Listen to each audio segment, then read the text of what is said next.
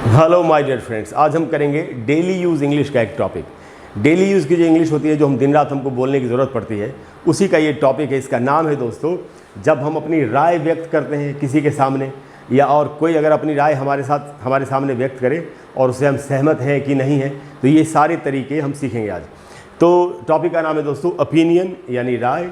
Expressing opinion, अपनी राय को व्यक्त करना। अग्रीइंग और डिसअग्रीइंग विद एन ओपिनियन, किसी राय के साथ सहमत होना या असहमत होना।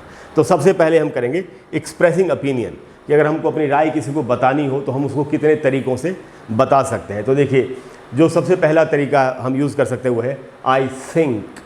तो हम कहते हैं ना कि भाई मेरी राय में तो ऐसा होना चाहिए, मुझे ऐसा लगता है। आई थिंक, जैसे मान लेते हैं आपको ये कहना हो मुझे ऐसा लगता है, मुझे लगता है कि ये बात सही है, तो आप बोल सकते हैं I think this is right. तो इस तरीके से इनको यूज़ करना है किसी भी सेंटेंस के साथ। तो या तो आप बोल सकते हैं आई थिंक, नहीं तो आप बोल सकते हैं I feel this is right, या नहीं तो आई बिलीव, जो नंबर 3 है। आई बिलीव, आपका ऐसा विश्वास है, आपका ऐसा मानना है, तो आप बोल सकते हैं I believe this is right, ऐसे ही बोला जा सकता है। नहीं तो आप बोल सकते हैं in my opinion, number 4, in my opinion, यानी मेरी राय में। तो इन माई ओपिनियन, और फिर आगे जो भी बात आपको कहनी हो, जैसे in my opinion this is the right thing to do, मेरी राय में यही सही चीज़ है करने के लिए। या आप बोल सकते हैं टू माई माइंड, हम कहते हैं ना भाई मेरे हिसाब से, तो मुझे तो ऐसा लगता है कि मेरे हिसाब से, टू माई माइंड। नहीं तो नंबर 6 है एज आई सी इट, जैसे हम बोलते हैं ना भाई मुझे तो ऐसा दिखाई दे रहा है कि, या जैसा कि मैं देख सकता हूँ कि। हिंदी में इस तरीके से बोलते हैं, तो इंग्लिश में ऐसे बोलेंगे एज आई सी इट। नहीं तो फिर आप ये बोल सकते हैं in my point of view, कि भाई मेरे दृष्टिकोण से, तो मेरे हिसाब से, तो कि आपका जो पॉइंट ऑफ व्यू आप बता रहे हैं, in my point of view.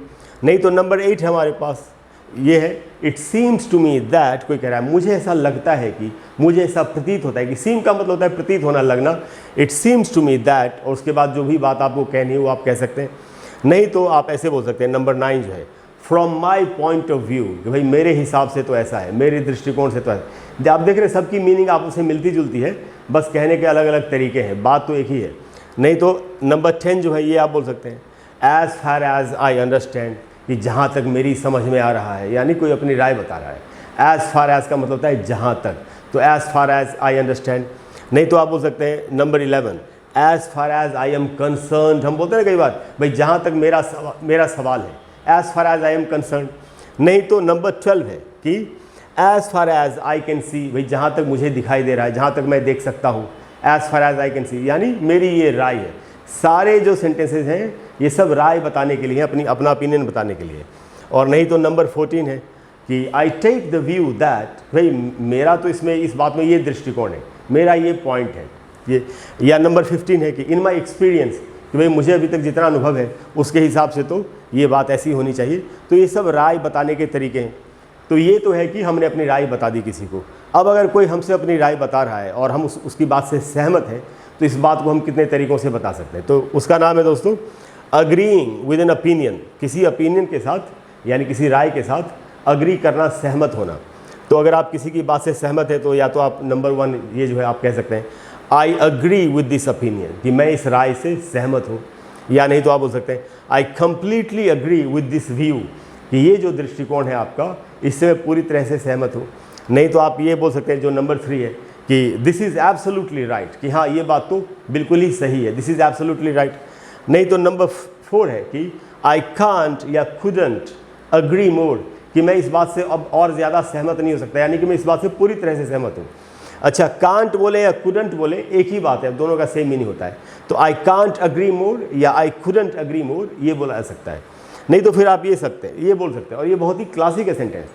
जैसे आप किसी बात से सहमत हैं, किसी ने कोई ऐसी बात कही जिससे आप सहमत हैं, तो आप उसको बोल सकते हैं oh you can say that again, कि आप इस बात को दोबारा से बोल सकते हैं, यानी मैं आपसे पूरी तरह से सहमत हूँ। इस सेंटेंस का मीनिंग है मैं आपसे पूरी तरह से सहमत हूँ। जब भी आपको बोलना हो मैं आपसे पूरी तरह से सहमत हूँ, आपको कहना चाहिए you can say that again. तो ये तो है दोस्तों कि अगर हम सहमत हैं, अगर हम किसी से पार्शली अग्री करते हैं, आधे सहमत तो है लेकिन आधे नहीं है, मतलब पूरी तरह से कन्विंस्ड नहीं है।